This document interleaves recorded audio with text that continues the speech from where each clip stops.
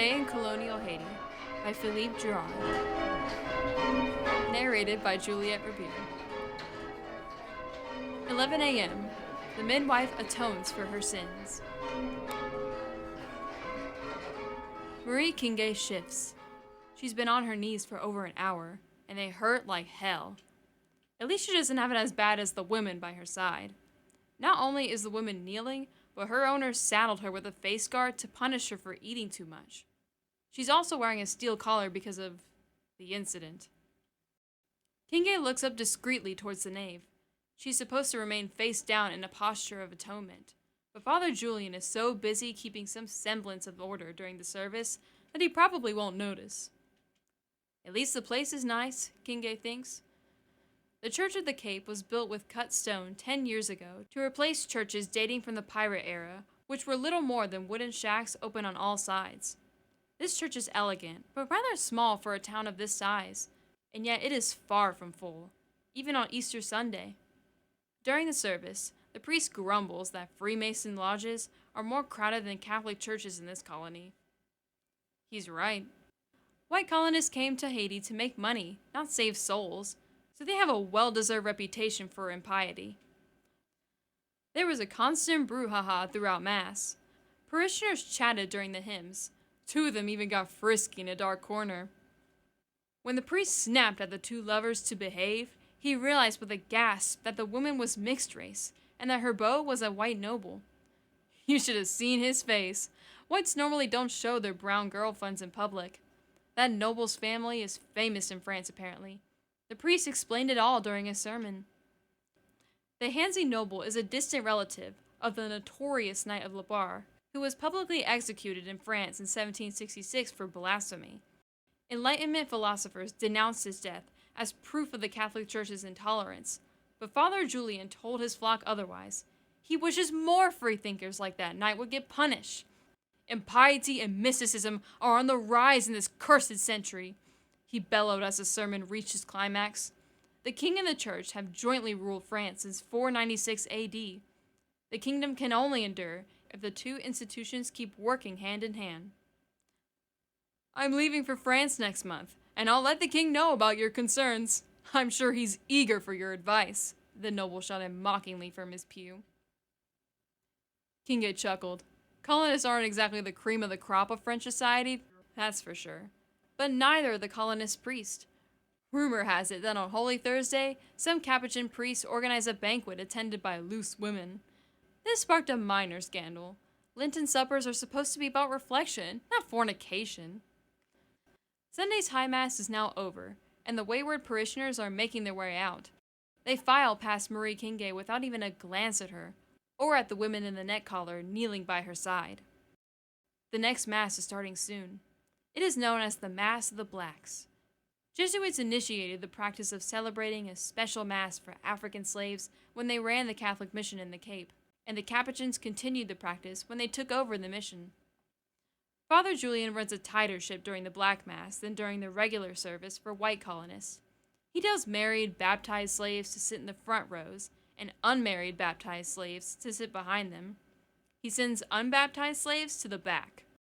Kingue and her companion, who stand accused of far graver sins, kneel by the entrance door under a painting of Eve, being tempted by the snake. The priest has appointed 6 of his most devout parishioners to help manage the congregation. One of them, a black coachman from the braided plantation, is just now arriving. He genuflects and crosses himself in a hurry before rushing to the altar while putting on his beetle surplice. His tardiness earns him another exasperated frown from Father Julian. The second Mass begins. From the back of the church, Kingue pays close attention, as she is eager to incorporate white religious practices into her own rituals. But the Mass of the Blacks is just a low Mass, so the priest merely mutters some incomprehensible prayers in rapid-fire Latin with his back to the congregation. What a waste of time. This nonsense lasts for a good 15 minutes while Kingue rocks back and forth from one knee to the other to alleviate the pain. Father Julian then switches to Creole for the sermon, so that Kingue and his other parishioners can understand him. The topic today is the 3 most grievous sins known to man. Kingue perks up. The first sin is poisoning. Killing one's fellow Christians is a clear violation of the Ten Commandments. Kingue nods knowingly. After a recent rash of suspicious deaths, slaves and planters all over northern Haiti are paranoid about being poisoned. Kingue is often called upon to help unveil the culprits because of her spiritual powers. The second sin is running away. St. Paul instructed the slaves of Rome to serve their earthly masters. The slaves of Haiti should too. Kingue scoffs. She may officially be a slave, but she regards herself as free.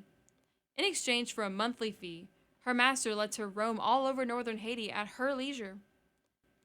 Then comes the third and most grievous sin, abortion. The priest raises his voice so that he can be heard all the way to the back.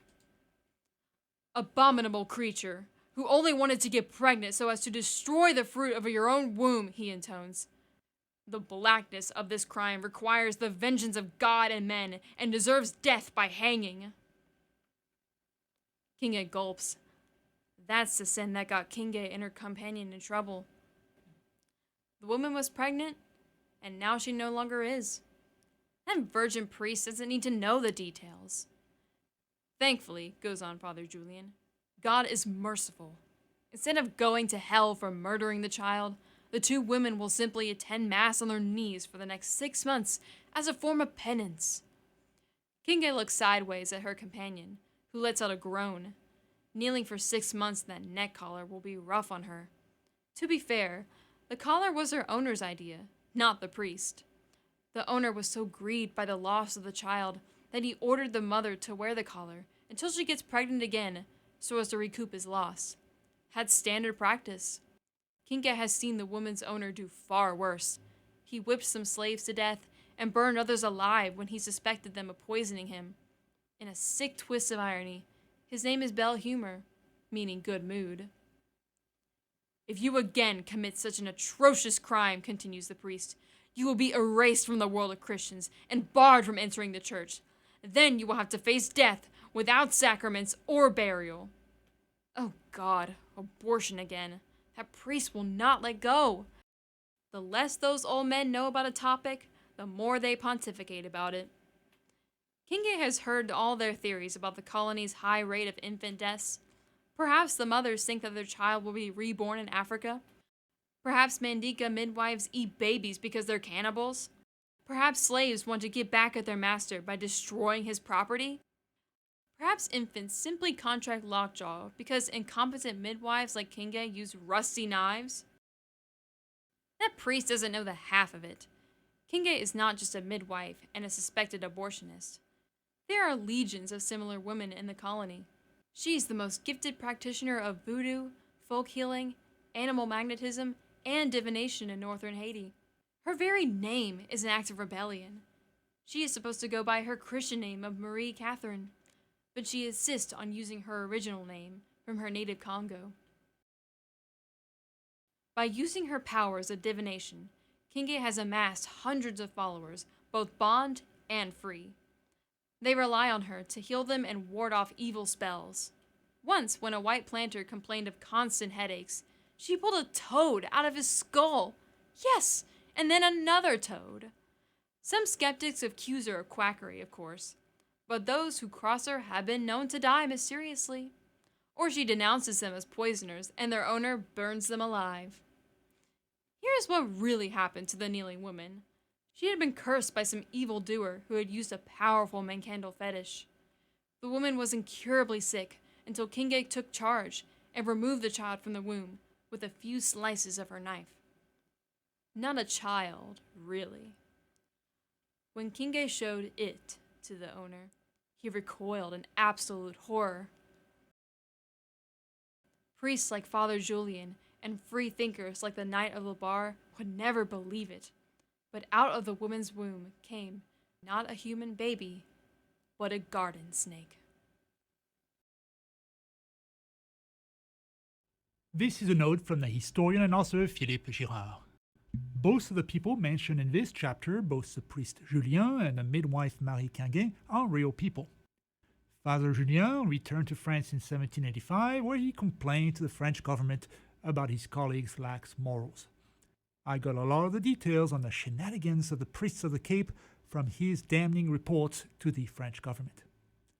As for Marie Kingue, she remained the most famous diviner, midwife, sorceress, and healer in northern Haiti until she was denounced to colonial authorities in 1785 and prosecuted for her supernatural activities.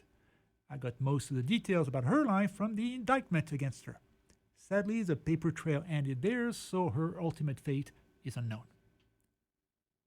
This book is available on Amazon as a paperback, a hardback, an ebook, and an audiobook.